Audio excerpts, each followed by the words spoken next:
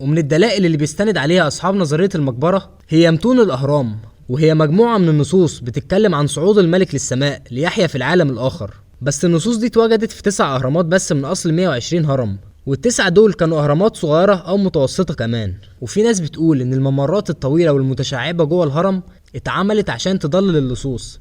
بس هل منطقي تبني مبنى ضخم يتشاف من على بعد 10 كيلو متر كأنك بتقول للصوص إن في ملك مدفون هنا، وبعدين تعمل جواه متاهة لتضليلهم؟ وكمان هم هيفضلوا تايهين قد إيه؟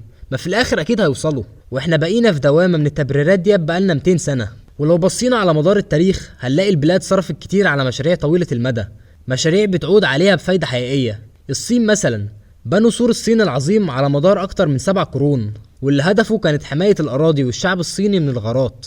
إنما إن دولة تجمع عشرات الآلاف من العمال وكل الموارد بتاعتها على مدار مئات السنين عشان بس يبنوا مبنى ضخم يستخدم ساعة واحدة ندفن فيه الملك ونقفله للأبد، ده أكيد مش حاجة منطقية. وبيثير التساؤل حول الوظيفة الأصلية للأهرامات. طب لو ما كانتش الأهرامات مقابر أمال كانت إيه؟ وده اللي هنجاوب عنه في الجزء الثاني.